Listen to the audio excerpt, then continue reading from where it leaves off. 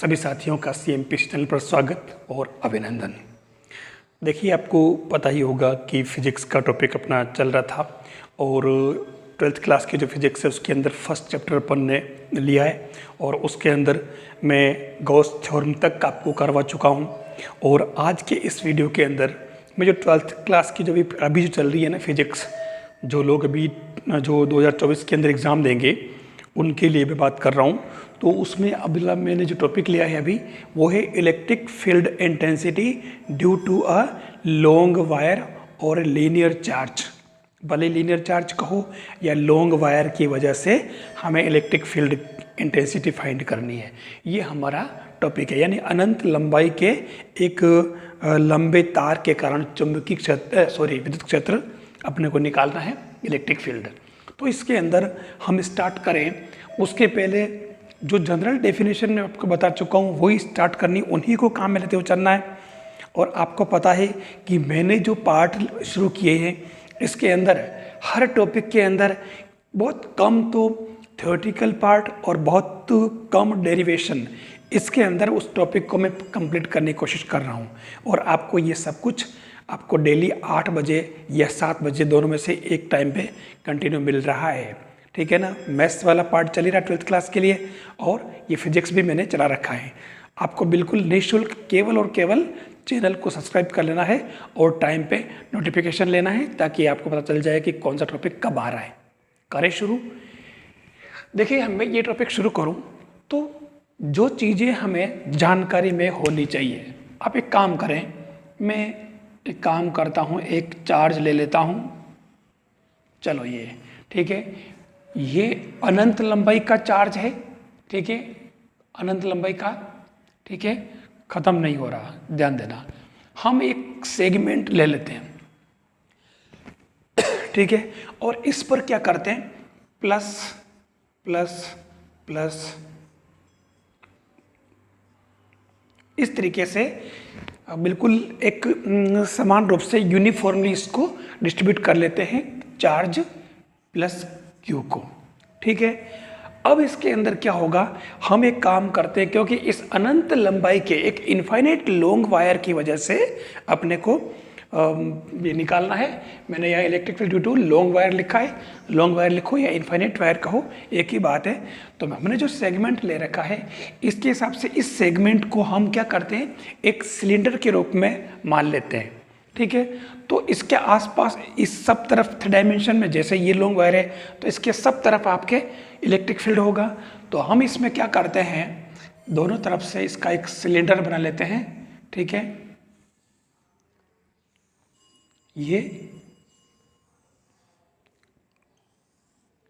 इस तरीके से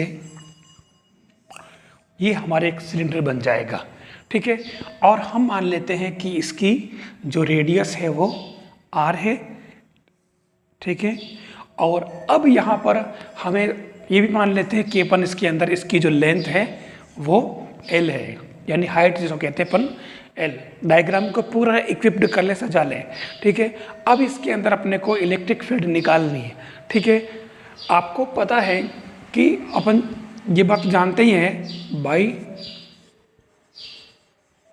definition of flux, electric flux, तो क्या होता है, phi equal to integration of E dot d s. ये हमारी डेफिनेशन है फ्लक्स की, है ना। एक क्लोज सरफेस के अंदर तो टोटल कितना इलेक्ट्रिक फील्ड होगा, ये इसकी डेफिनेशन है। अब हम क्या करते हैं, इस पूरे को, इसमें जितना भी एरिया, क्योंकि इसके अंदर एरिया ds जो है वो ज़्यादा इम्पोर्टेंस रख रहा है, हमें काम करते हैं। अगर आप ध्यान से देखें तो यहाँ पर क्या है कि जो एरिया की डायरेक्शन है, हमारे पास 3 एरिया हो गया। देखो, मैं इसको S1 ले लूँ, इसको मैं S2 ले लूँ और इसको S3 ले लूँ। ऊपर का सर्कल, नीचे का सर्कल और कर्व सरफेस एरिया, 3 पार्ट हो गए। अब मैं जैसे S1 की बात करूं तो ध्यान रखना, यहाँ पर क्या है, जैसे भले मैं यहाँ से ले लूँ, इस एरिया की डायरेक्शन जो है वो नीचे की तरफ है, आपको मालूम है ये ds भले इसको S1 ही लिखो ना, है ना, S1 ही लिख लेते हैं इसको, ये आपका S1 है। और इलेक्ट्रिक फील्ड की डायरेक्शन जो होती है वो रेडियल होती है, ये आपको पता है।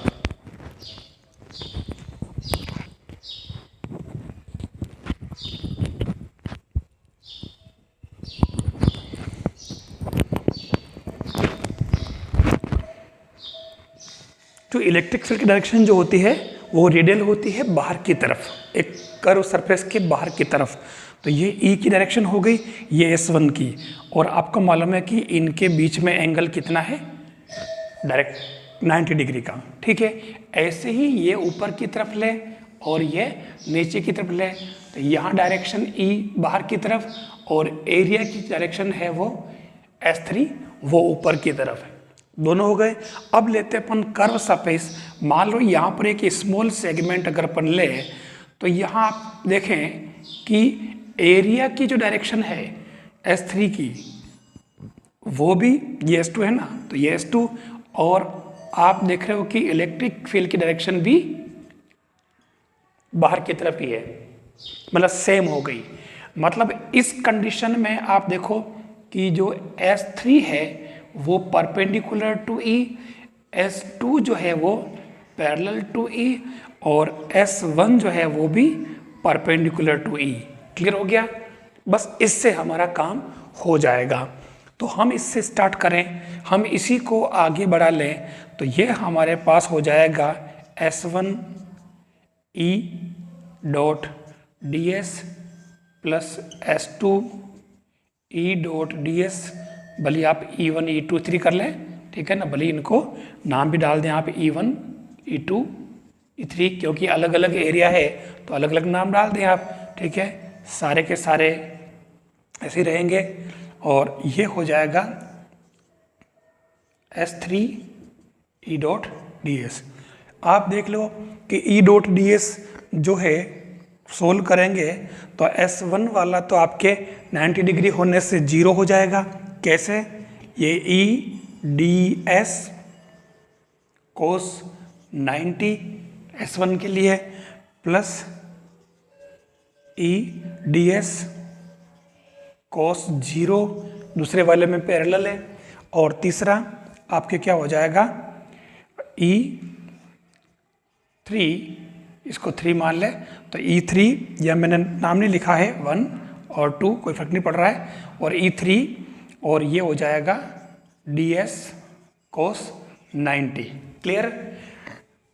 बस अब हमारे पास कुछ ज़्यादा बचा भी नहीं है, ये हो जाएगा phi E इक्वल टू ये आपके 0, ये आपके E ds, अगर अपन इसको E मान ले, ठीक है, तो ये E हो जाएगा E ds प्लस 0। मतलब आपके फाइनली phi E जो बना वो क्या बन गया, E ds, ठीक है। और इस ds को अगर आप पूरा लेंगे तो ये आपके कितना हो जाएगा 2 pi RL। कैसे हुआ? ये जो आपके ds जो है वो कर्व सरफेस एरिया है, ठीक है ना। टोटल जो इसकी वैल्यू की बात करें तो ये कर्व सरफेस एरिया, वक्र पृष्ठ क्षेत्रफल किसका, बेलन का, एक लंबवृत्तीय बेलन के वक्र पृष्ठ का क्षेत्रफल, curve surface area of a right circular cylinder. तो ये हमारे पास आ चुका, इसको आप यहीं पर छोड़ दें, ठीक है। अब हम बात करें, एक पार्ट तो अपन ने फर्स्ट पार्ट इससे क्लियर कर लिया, ठीक है। अब सेकंड पार्ट की हम बात करें तो बाय गॉसेज लॉ हमने फ्लक्स, मैंने कहा ना पिछले वाले वीडियो में बताया आपको कि फ्लक्स को हम दो तरह से फाइंड कर सकते हैं, एक तो डेफिनेशन से और दूसरा गॉस लॉ से, ठीक है।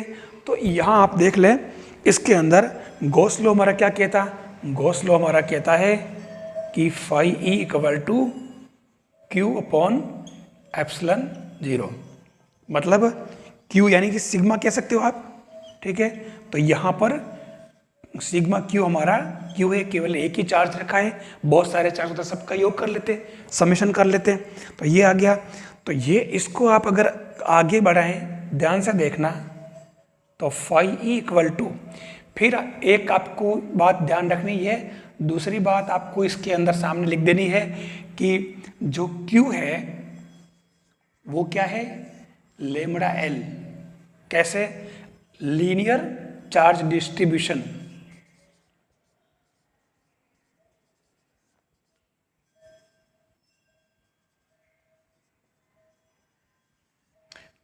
इसके अंदर अपन ने पढ़ा था कि L लंबाई पर, मतलब Q जो चार्ज है आपको पता होगा, Q चार्ज अगर L लेंथ पर है तो यूनिट चार्ज जो है वो किस पे होगा, मतलब L लेंथ पर है ना, हाँ राइट था वो, L लेंथ पर अगर Q चार्ज है तो यूनिट चार्ज पर कितना था, Q अपॉन L, ठीक है। और इसी को अपन ने लेमड़ा कहा था, तो ये आपकी Q इक्वल टू क्या आ गया, लेमड़ा L। ये मैंने आपको 3 चीजें बताई थी, याद करना, लेमड़ा, सिग्मा और रो, ठीक है ना। तो ये मैंने कहा कि आगे काम आएंगे, तो ये आपके लीनियर चार्ज डिस्ट्रीब्यूशन आपके इसके अंदर काम आ रहा है। तो आप यहाँ Q की जगह क्या पुट कर देंगे, लेमड़ा L अपॉन एप्सिलॉन 0, ठीक है। अब ये फाई आ चुका और ये फाई आ चुका, आप इन दोनों से आगे बढ़ा लें ताकि ये पूरा हो जाएगा बाई इक्वेशन 1 और 2। वी गेट क्या आ जाएगा, ये एक फाई ये दोनों को इक्वल कर लो, तो ये आपके E dot 2 pi r l equal to क्या हो जाएगा, लेमड़ा एल अपॉन एप्सिलॉन 0। मतलब आपके ई इक्वल टू क्या आ गया, एल से एल तो कैंसिल, और ये हो जाएगा 1 अपॉन 2 पाई एप्सिलॉन 0 और ये लेमड़ा अपॉन आर। ये आपके फाइनली डेरिवेशन इसकी है लॉन्ग वायर के लिए। अब इसके लिए आपको ग्राफ से बताना पड़ेगा। आप इसमें अगर फाइनली देखें तो ये E proportional to 1 upon r, ठीक है नहीं, आर के इन्वर्सली प्रोपोर्शनल हो रहा है E लॉन्ग वायर के लिए, ठीक है। अब आपको इसके लिए जो ग्राफ देना पड़ेगा, तो ग्राफ के अंदर कोई बहुत भारी काम नहीं करना है आपको, एग्ज़ाम में सारी चीज़ें अलग अलग आपको शो करनी पड़ेगी, एक्स डेज, वाई डेज, सबको अलग अलग शो करनी पड़ेगी। अब इसके अंदर आपको मालूम है कि यहाँ तो ले लें आप आर और इधर आप क्या ले लेंगे ई, ठीक है। तो ये ग्राफ चलेगा इस तरीके से, जहाँ आपके ई प्रोपोर्शनल टू 1 अपॉन आर, ये आपको ग्राफ से बताना है। यानी ये पूरा टॉपिक जो बनता है, यूं ये हमारा टॉपिक कंप्लीट है। आपको इन सबको अलग अलग शो करना पड़ेगा। मेन टॉपिक ये, हिंदी वाले हिंदी में याद रखें, इंग्लिश वाले इंग्लिश में, और उसके बाद में मैंने स्टार्ट कैसे किया जो देख लेना, कोई भारी काम नहीं है। आप भले थोड़ा सा सजाना चाहे तो लिख दें कि लेट इस पर चार्ज क्यों डिस्ट्रीब्यूटेड है और एल लेंथ का एक लॉन्ग वायर है और इसमें ये 3 एरिया इसमें डिवाइड है, बहुत सारे इसको एरिया 1, एरिया 2, एरिया 3 में 3 में अलग अलग पार्ट में करते हैं। हमने इस पूरे को एक ही लाइन में कर दिया क्योंकि यहाँ से हमें समझ में आ गया है 3 एरिया है ना, ये सर्कल और ये कर्व सरफेस एरिया सिलेंडर का आ रहा समझ में। ये आपके मेन टॉपिक जो कर दिया मैंने, डेरिवेशन, जनरल टर्मिनोलॉजी, डायग्राम और ग्राफ, बस इन 3 चीज़ों में आपका ये टॉपिक कंप्लीट हो रहा है। अगर आप आरबीएससी बोर्ड के अंदर काम कर रहे हैं, पढ़ने वाले हैं, तो उनके लिए सीधा सीधा ये क्वेश्चन लगभग हर साल पूछा जाता है। आप पिछला पेपर उठा के देख लेना, अगर पिछले वाले पेपर में अगर ये पूछ लिया है तो इस बार इस पर न्यूमेरिकल आ जाएगा, ध्यान देना। और जिस साल न्यूमेरिकल आ गया उसके नेक्स्ट साल में इसको थ्योरी में पूछा जाता है। और जो सीबीएसई वाले थोड़ा सा लेवल बढ़ता है तो वो इसमें वो न्यूमेरिकल सेट करता है। वो क्या करता है कि इसके अंदर एक यहाँ पर एक स्फीयर और बिठा देगा, कोई फर्क नहीं पड़ता। या फिर इलेक्ट्रिक फील्ड के लिए जो न्यूमेरिकल वाले सवाल आते हैं, क्वेश्चन आते हैं, वो कोई क्यूब के आते हैं या फिर स्क्वायर के आते हैं। और वो मैंने काफ़ी कुछ पीछे करवा रखे हैं और मैं भी आगे इसमें और ले रहा हूँ। अगर आपको वीडियो अच्छा लगे तो आप लाइक ज़रूर करें और शेयर भी कर लें और चैनल को सब्सक्राइब करना नहीं भूलें। क्योंकि ये बिल्कुल निःशुल्क आपको मिल रहा है, घर बैठे सारी चीज़ें बिल्कुल क्वालिटेटिव चीज़ें मिल रही है। इसलिए आप बने रहें चैनल के साथ में और आप लगातार इसका पूरा फ़ायदा लें। थैंक्स।